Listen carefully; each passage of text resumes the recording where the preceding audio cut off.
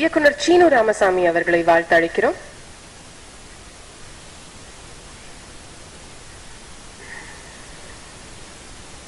அனைவருக்கும் வணக்கம்.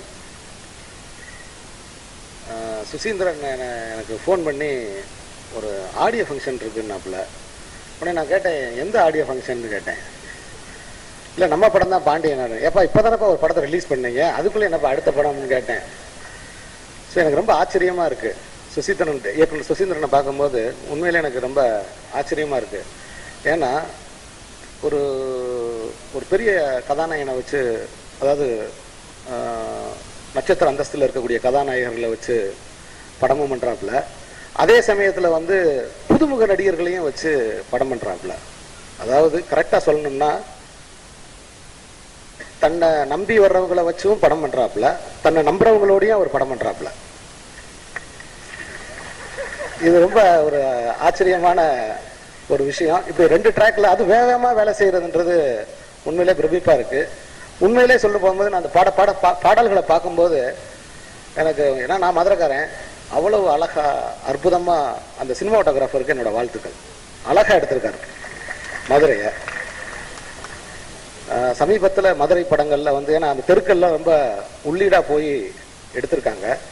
ரொம்ப நல்லா இருக்கு சாங்ஸ் எல்லாம். இமான் சாருக்கு எனக்கு என்னமோ இந்த படம் வந்து அடுத்த கும்கியா இருக்கும்னு எனக்கு தோணுது. கும்கி மாதிரி இந்த பாடல்கள்லாம் வெற்றி அடையணும்னு எனக்கு தோணுது.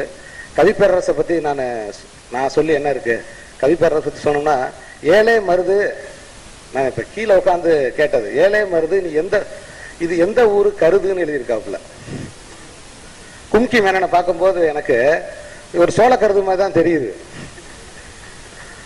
ஆமா, சோளக்கருது பல்லு போனா சாப்பிட முடியாது, ரொம்ப கஷ்டம்.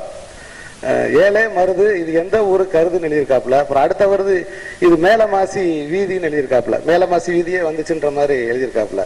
ஒரு 15 வருஷத்துக்கு முன்னாடி இந்த மேலமாசி வீதி அப்படிங்கிற வார்த்தையை ஒரு தமிழ் சினிமாவில் அவர் எழுதியிருந்தார். ஏன்னா மேலமாசி வீதி நான் பிறந்த தெரு, அதனால நான் சொல்றேன்.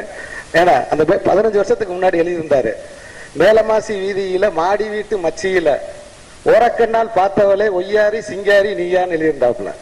அதுக்கப்புறம் இயக்குனர் சுசீந்திரன் படத்துல அந்த வரி அவர் எழுதியிருக்காப்புல. ஸோ மதுரை அப்படின்னாலே மேலமாசி வீதி அப்படின்னு ஒன்ன எழுதணும்ன்றது அதான் கவிப்பேரரசு வைரமுத்து. ஏன்னா மதுரையோட ஆன்மா அந்த மேலமாசி வீதி, அதை கொண்டு வந்து எழுதுறாரு. மதுரையோட நகரத்தில் நடக்கிற ஒரு கதைக்கு.